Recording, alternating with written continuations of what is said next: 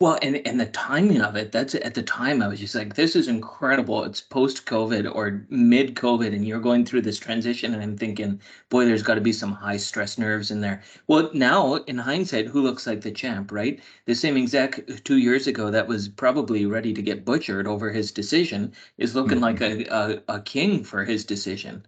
Yeah, Everything you is know easy in that hindsight. our CEO of Sergeant Lundy at the time, his name's Tom White. I tell you, he was as an entrepreneur, I think there's this automatic us versus them, the small company versus the big. We can do it way better. We're faster. We're blah blah. They might be a little more sophisticated with some tools, but uh, we'll whip them in, we'll whip their butts in a bid and get the job done while they're still thinking about bidding the project. Right. That was our mentality. I got to tell you though, the stoic leadership that they was showed us was unbelievable. Tom White in particular, he actually just retired at the end of 22. But yeah, of course, he took a lot of heat, I think, internally, from what I could gather of oil and gas. Everyone's moving away from that. Why on earth would you ever do this? Oh my gosh, look, oil's negative 40.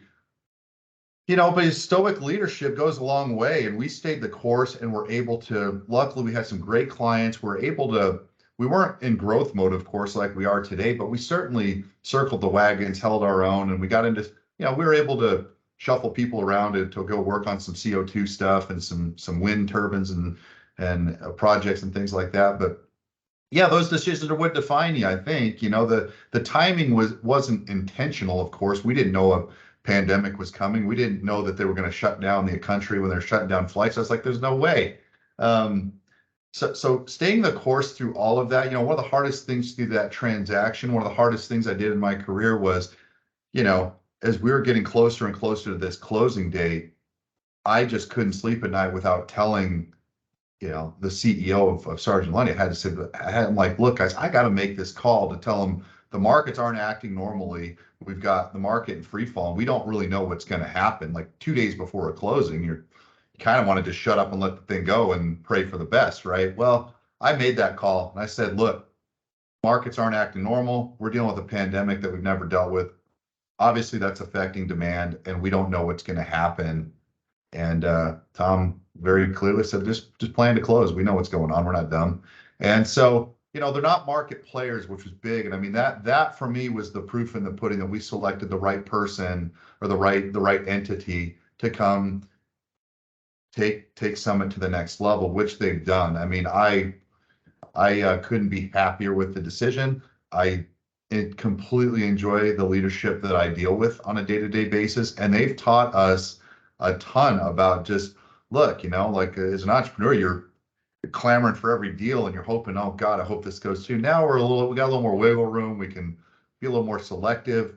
We can respond quicker and better to problems that pop up, and so it's for all intents and purposes, it's been, a nine out of 10 star deal. The only things I have hard times with sometimes are like I never had an HR group, and we had Yeah. 100, I think 150 people, and I never had HR, so I have to deal with that now, and definitely a lot more meetings and reports and stuff. But yeah, I mean the timing was very good, I think, for us, and then their investment into it now is definitely paying off. I mean we're kind of leading the charge in growth. We've got I think people we still have a small company feel with a big company behind us. I mean, it's a great mix. So it's been a real positive experience. And while the timing might have looked like I was a genius, that's just how the cards shook out. It was pure luck that it happened around that time, and then some good, strong leadership on their side sealed the deal and stayed the course. I think it's so incredible, Jack, because there's a couple things that come from it. One is this word about customer service. I have a finance background as well. I went to school for accounting, and I ended up as a CEO and an owner of an electrical firm initially, and now we do mechanical and automation and some environmental work contracting, right? Like totally not this. This isn't who Shane is as far as education wise, but it's what I realized when I got into the industry was the exact same thing. Like, folks, all we have to do is quit thinking about yourself. The producer doesn't care what you think. They want Yeah, oil out of the ground. So how yeah, about we remember that? yeah. Let's solve what they want, not what you want. Yeah, you want stability. They don't really care about your stability. So you're going to have to earn their respect before you can even have a Uh, conversation about stability, right? But the big thing for entrepreneurial people who are listening is what I call grit. Like is seeing an end, but having the wherewithal, the emotional intelligence to go through that 15-month long process of up and down, and do I share this with my leadership team? Do I keep it a secret? And then, by the way, when it's actually done, now you have the ramifications of being in a new place. For like when we got involved in Wescom, there was 5 of us, and 10 years later, there's 200 of us. And I think at about 160 employees, we added HR. And the very first time I actually terminated somebody, and the HR person's in my office like yelling at me that I didn't follow up. And I'm, whoa, wait a second. Like now all of a sudden I have to follow a process. Like this is stupid. Now we're becoming one of those big companies that can't get yeah. anything done. But I have realized when you have that flexibility, you can be more strategic and end up doing a better job at taking care of what the client wants at the end of the day. But it's that folks don't understand, I think, until you're there, until you where you are, the amount of grit. First you're winning that first big contract, and then you successfully execute that engineering design, and then you go out and you actually see it getting built. That's all exciting. But those are short-term things you can feel that win with. These long-term projects require so much grit.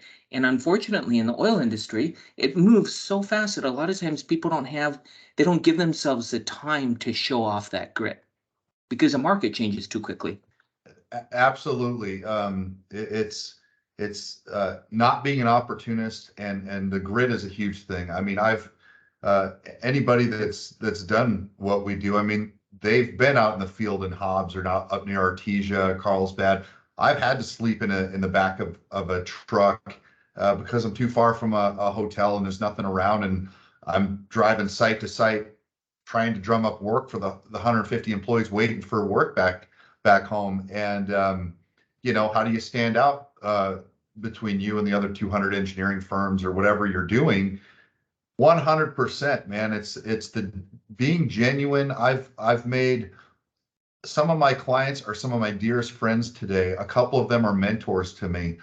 Brian Briscoe, who's the director of development for Chevron, he started off as a sales call when I first got into this. That guy took me under his wing, and now I have like a bi-weekly call with him, and he's like my Ray Dalio. He tells me everything I need to do, and I've taken advice from this guy that's probably saved my career and done so well for me. You can't even quantify it. And these are people that I just started doing sales calls with. They sometimes they'd say no, they had nothing to offer me, and I'd still hang out and be friends with them anyway because I didn't want to be an opportunist. Look, here's our product, here's our service, here's what we do. If you need it, let us bid and see if we're different. If not, oh, that's cool too. I'll see you at the next golf tournament.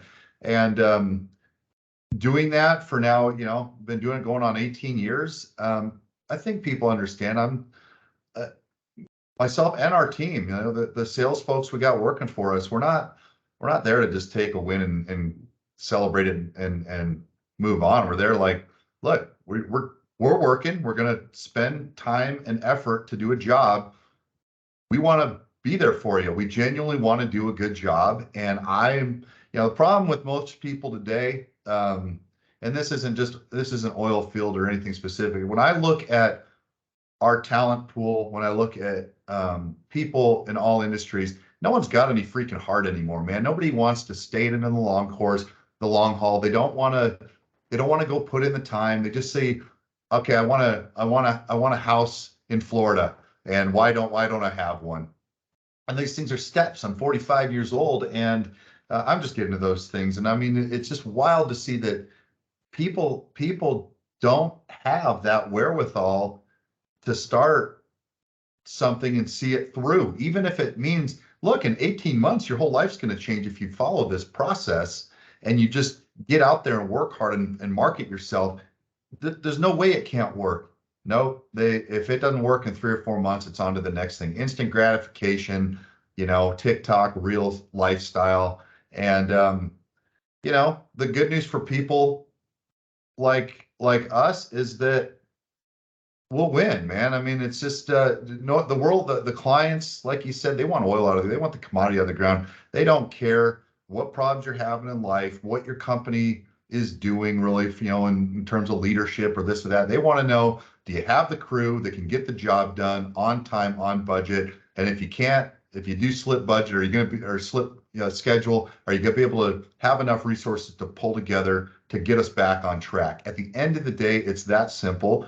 And yeah, the lack of heart is concerning, but it's I talk to people all the time with some of these charities. One of the charities we support is Sims Fayola. It's focused on young men of color that are at risk, right? So we take these kids that have no exposure at all to any sort of heavy industrial background. They don't know what oil and gas is. And we take them out there and say, look, no one cares where you're from or what you do. They care about the work you do. And you have probably the most unique opportunity in my lifetime that if you work hard and are genuine and you want something, you're going to stand out against everybody else that's stuck on TikTok, trying to become a star on TikTok. And you're gonna rise to the top anyway. Just by doing a good job, you're going to be one of the best people that people can count on. So really, that's a huge point that I make, is that we're in a great, let everybody else be lazy and not have heart. I've got plenty of heart,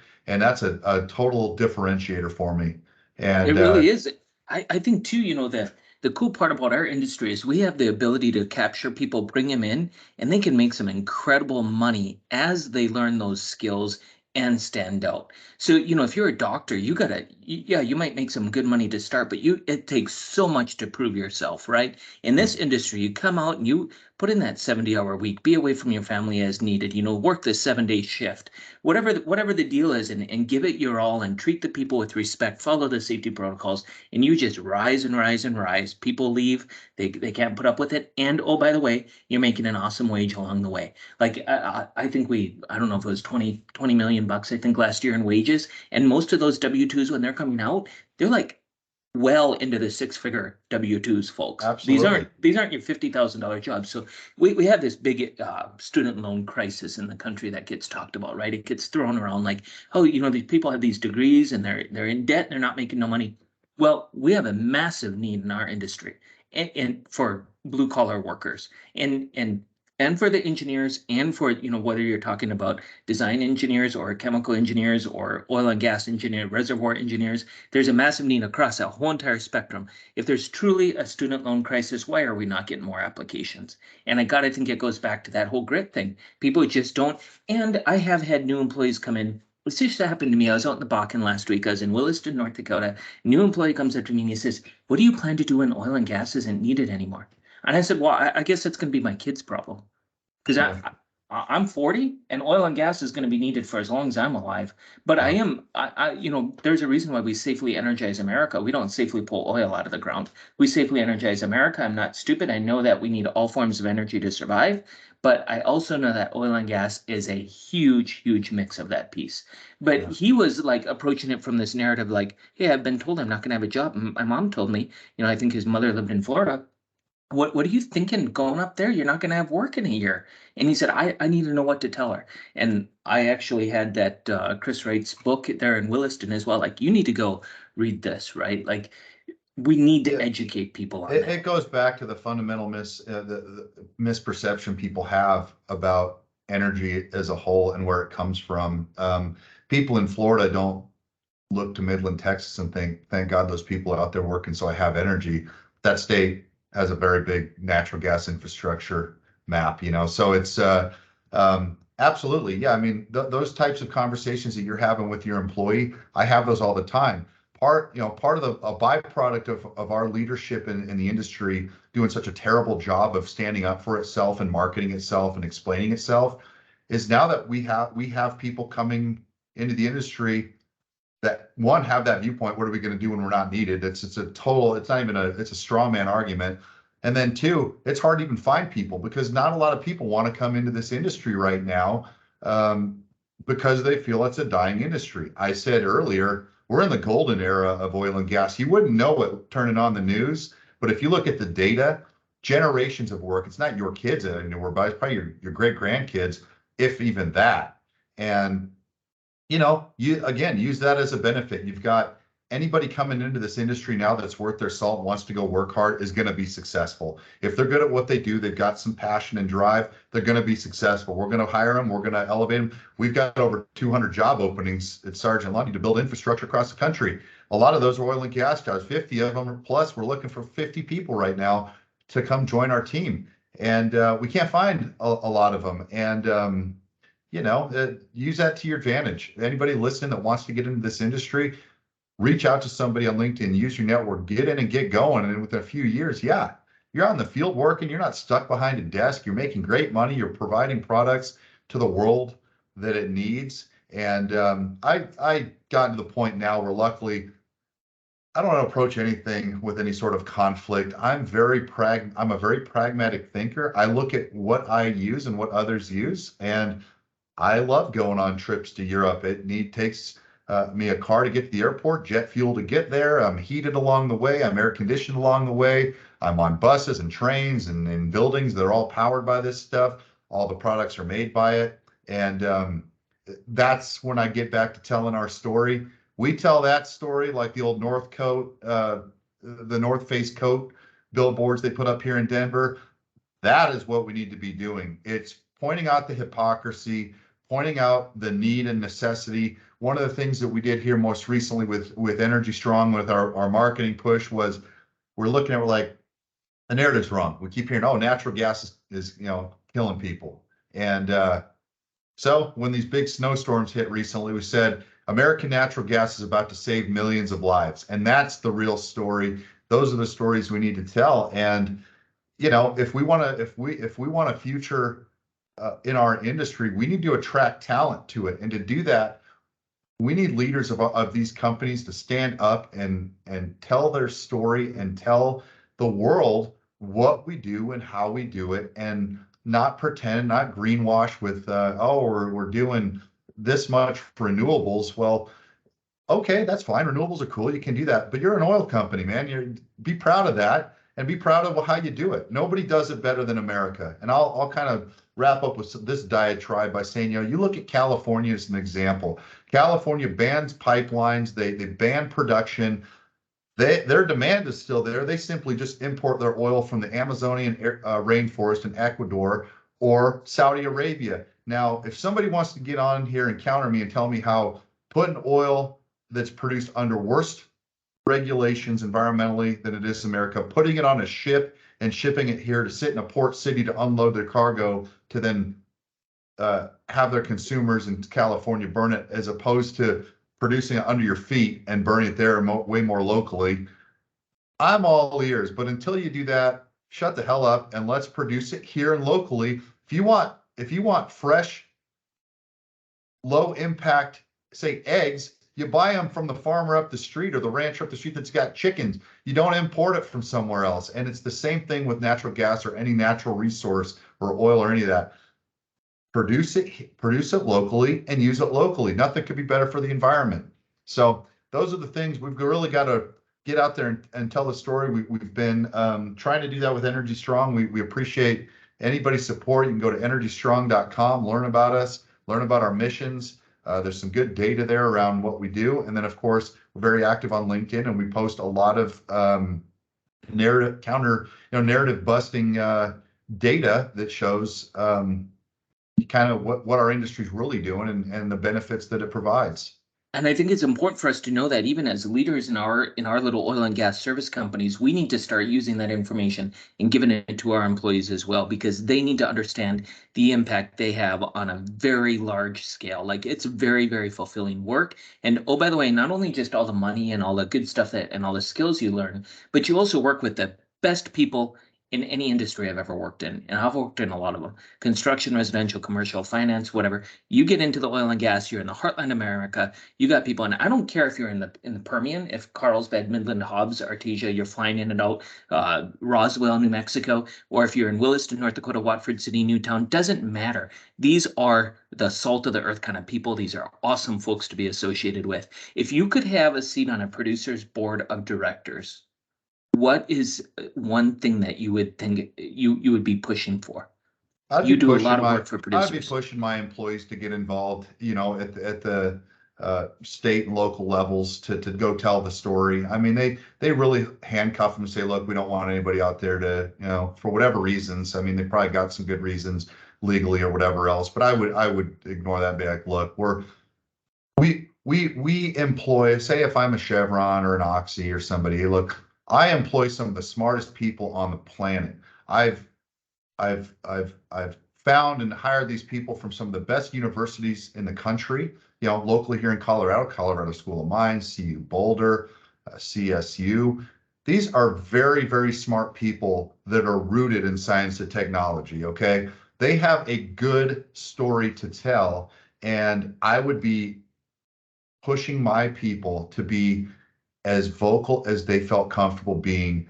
And I would give them time off. I would actually give them PTO from the business to go, look, if there's a big meeting down at the state capitol to talk about oil and gas, you got 4 hours of time. We'll pay you to go down there. And if you get 200, 300 people to go tell the story of what we're really doing and how we're doing it, I think it would shift the tide and it would shift the perception a lot. And I would get very vocal and get some commercials and not to say that commercials really change a lot of mind on TV, but you've got to get there because the antis are there, right? And everything when you turn on the TV, it's windmills and solar, and that's going to save the planet, and it's just not the case.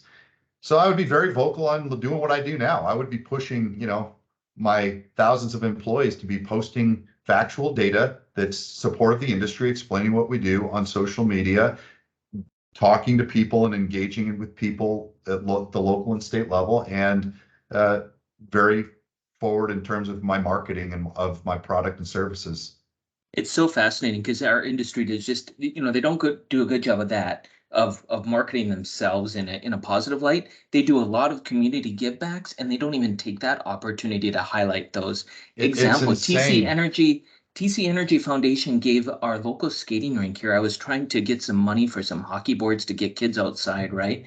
I got $10,000 from TC Energy Foundation. And this is an environmental school. And they're like, oh, wait a second, who gave us money? Right. Yeah. But like, what a cool opportunity. And they're just one little small player in the overall grand scheme of things, and that could do that. So one final question for you, Jack, before we wrap this up, because this is, I feel like I could visit with you all day long, especially because I'm an entrepreneur myself.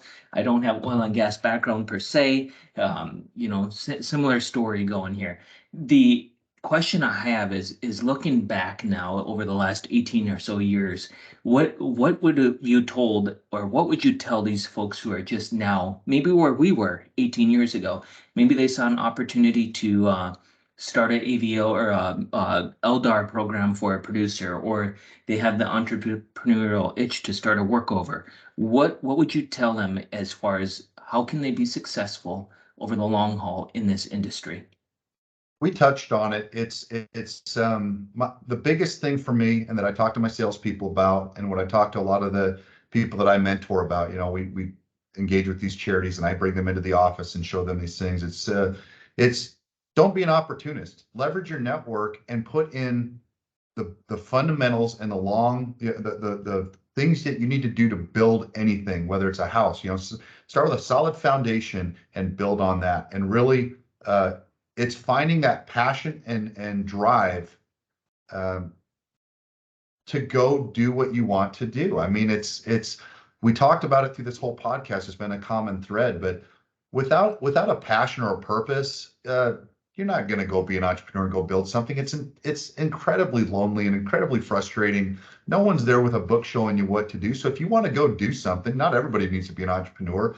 If you want to just, go be an engineer, a project manager, whatever you want to go be in life, be the best at it. Have some freaking heart and go show people. And by doing that, there is no way that whether it's a corporate environment or an entrepreneurial environment, that you will not elevate yourself in your career. And having that passion and heart is everything. It's the only fuel that I've personally had to go out and do whatever I'm going to do. If I'm going down to Carlsbad, New Mexico to take pizzas to the guys in the field, whatever, it's that passion drive that I just want to be the best at what I can do. And as cliche, as tacky as that sounds, that's the advice I have, because not a lot else matters. There's a lot of stuff you can't control, but you can control that. And The people that I know that are most successful have an unbelievable passion and drive to go, whether they're, building separators, whether they're running other engineering companies, whether they're doing drone footage on, flyovers of pipelines. These people that are successful that I know have unbelievable passion and heart for what they do. They have a genuine desire to want to go succeed and better people. And that's kind of what I give a lot back on charity, and that's what I mirror, and that's what I echo, and that's what I'll say here. Well, and I think that's a great ending there, Jack, that you're proof in the pudding, per se, to use an old cliche that, folks, if you find what you love in life and you go find a career that matches that, whether it's entrepreneurial, whether it's business management, sales, it doesn't matter. Find your passion and then have the grit to follow it through, and look at where you end up as a It's a great market theme. leader. A market leader, a proponent of the industry, finding all that fulfillment and being able to grab a dress for success guy and bring him out and get him uniformed up and get him dressed up, going and educating folks, and at the same time doing all that important work. So thanks for what you do for the industry. I hope Wescom can continue to do our little part and segue off of Energy Strong and the like. And I think anyone listening to this, I've seen the same thing in our business. When I got vocal and I got advocacy put behind me and really started following this narrative and pushing it, we've seen great success from it. And not just in business, but just personal. Like, it feels good. Well, 100%, man. I'll kind of wrap up by saying, it was terrifying going out there at first, and now I love doing it, and I'm proud to do it, and it's been a differentiator for me in a very positive way. It's helped me professionally. It's helped me personally. It's helped me connect with people that are outside of the industry and just sit and talk with them. I've been through hell and back giving testimony for our industry. Now for me to go talk to a handful of people at dinner, I don't have to scream and yell. I just very calmly talk about the data that I've learned, and that it's, there's nothing but positive things that could come from standing up for what you believe in. That's awesome. Well, thanks for your time. We appreciate it. And I know our Man, listeners awesome do. podcast. Really, really appreciate you tracking me down. Hey, thanks for taking the time.